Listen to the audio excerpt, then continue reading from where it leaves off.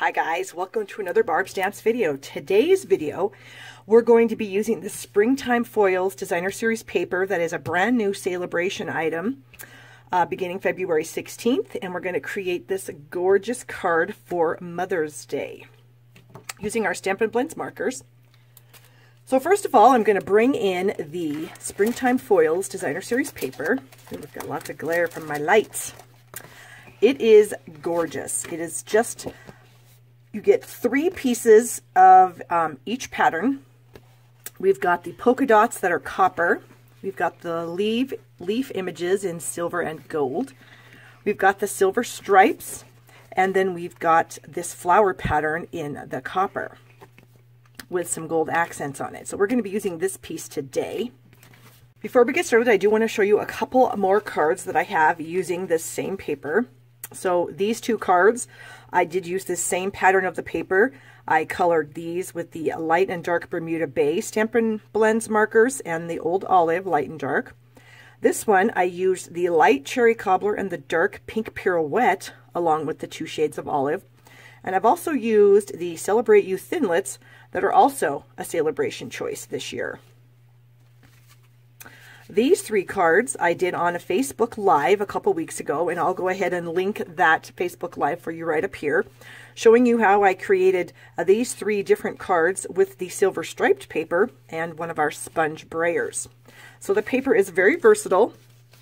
It's gorgeous on its own also. As you can see in this card, where I didn't do anything to the paper itself, I just used it as it is and then just added some other details with some of the, oh my gosh, I think it's the... I don't even know. It's one of our die sets in the Occasions catalog. I'll write it on the screen here because I lost my mind and can't remember. So you can use it plain also. So for today's video, we're going to do it using the Stampin Blends markers. So I'm going to take my piece of the Designer Series paper, which measures 3.5 by 4 3/4, and I'm just going to start coloring. So let me zoom in. So I'm just going to start by just coloring. So I'm just going to add some light yellow, some of the Daffodil Delight. And so I'm just choosing the flowers, and I'm just taking sections of the flowers and coloring them in with the light daffodil. And I'm just kind of doing long strokes. You can do it however you want. I find that some of, if you put too much time and effort into doing this, the color starts to kind of streak and pool almost. So I found from my experience that if you just kind of work quickly, and just use stripes, basically just make lines, it looks pretty good. So I'm just adding the dark yellow now, the dark Daffodil Delight. And I can see that I kind of screwed up here and got some of that. So I'm just going to use my light marker to kind of pull that down just a hair over here too. I'm working without my eyes working perfectly. I have a cataract and I'm getting it fixed here next month, so I'm very excited about that. So again, we'll just add some of the dark. Okay, then I would come in with the light Old Olive marker and I would do the exact same thing on the leaves here. Just adding some of the light. And then we'll bring in the dark. So I'm not actually doing any blending with the markers. I am just simply coloring in the various sections that were created with the foil. Okay. So after I do that part, then I come in with my dark Pool Party marker, and I'm just going to do the entire background. Okay. Like I said, I'm just doing kind of straight strokes of this marker color. And this background actually, and I'm not sure if the camera's picking it up, but it almost kind of looks like it's been, water's been spilled on it and it's kind of blotchy. Maybe if I bring it up just a little bit, you can kind of see. So you can kind of see that, and I actually think that that looks pretty cool for the background. So I'm going to turn the camera off, I'm going to finish coloring this, and then I'll come back. All right, I finished coloring the whole thing. And as I bring it up, you can see what I was talking about, how it just kind of looks like water was kind of dropped on there.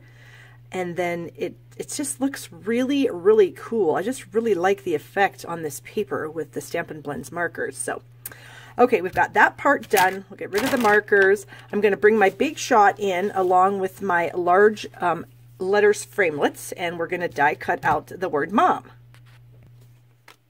All right, got the big shot in here.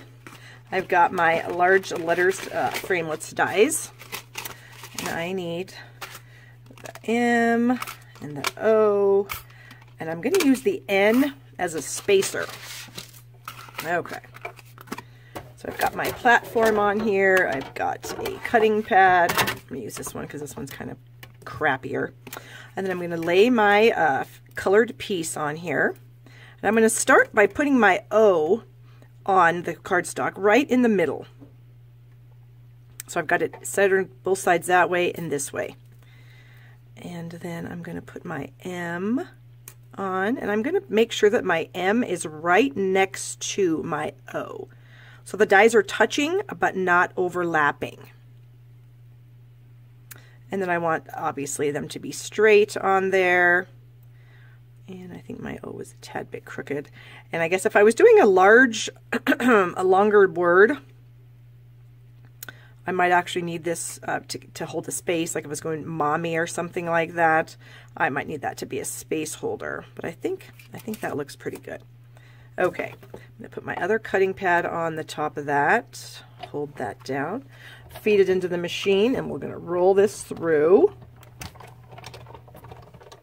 Oops, bumped the camera there, sorry. I'm going to take that off. I'm going to leave my O just where it is. Okay, I'm going to remove the M, get the piece out of there, and then I'm going to put the M back on over here. Again, touching the die, not overlapping. Make it straight. And like I said, I'm going to leave the O in there just because I needed it for a spacer. So I knew where my M needed to go. And now we'll just bring this through. And we have it finished. Get the big shot out of the way here. All right, so we've got our mom cut out. So I need my O, and I need the centerpiece of the O. Don't throw that away. I've got my M, my other M. So this is the Eclipse technique that we're doing here. All right, put my dies away. Bring in my other two pieces of paper. I've got some gold foil sheets here along with my pool party card base. And I am going to add some of our adhesive foam strips to the back of these letters. So I'll just start up here, peel that off, and I'm just going to line each letter in a couple of spots. Snip that off. Maybe put a small piece there. All right, and I'm going to speed up the camera while I finish this.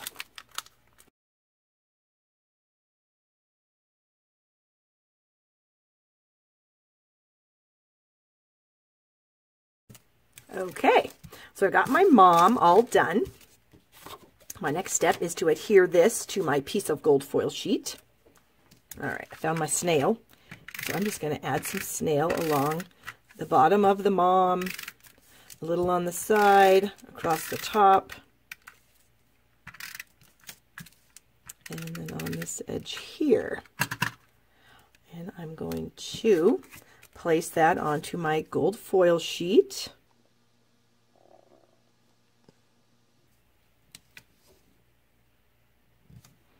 Okay.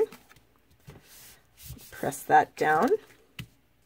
And then I'm just going to lay my letters in there. So I'll peel off the backings off these little foam adhesive strips. And then you want to make sure you get these things lined up where they're supposed to be, which I think that's about right. Okay. Now this inside piece for the O, I'm going to put on with some snail. I'm not going to actually pop it up because I want it to be set down in there. Is that right? So I'm just going to slide it in there. Whoops, I must have that backwards. Hold, please. Yeah, that looks more like it. Okay, so we'll set that in. We'll do these M's.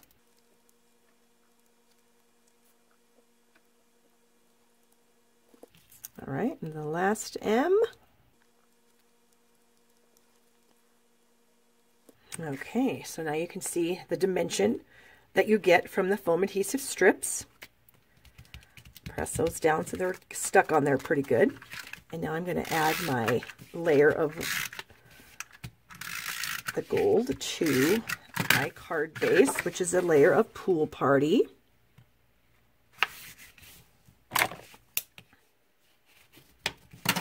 Okay.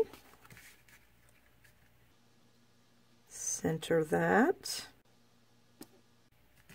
Oops. It's upside down. Hold the phone, hold the phone. Okay. Now we're good.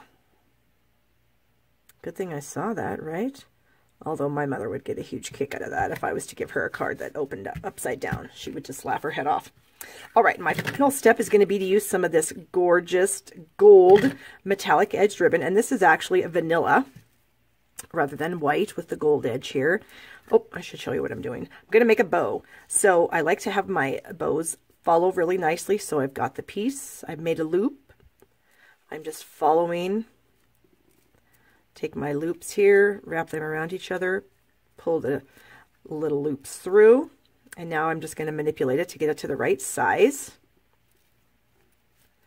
And that's just a matter of, you know, pulling the tails, tightening up the loops, pulling the tails and tightening up the loops. So.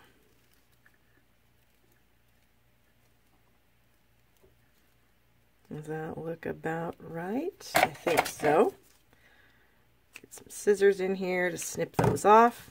And I'm going to use some glue dots to actually attach to the bow. And actually this looks a little, maybe it's a little bit too big. I'm going to make it just a bit smaller. That's better, I think. Okay. And I'm going to put a couple, whoops, this is the front. A couple glue dots on the back of the bow here.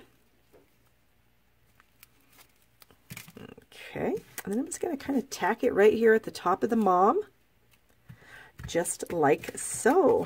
So yay! So if you guys enjoyed the video, please give it a thumbs up. You know that I appreciate that. It helps my channel.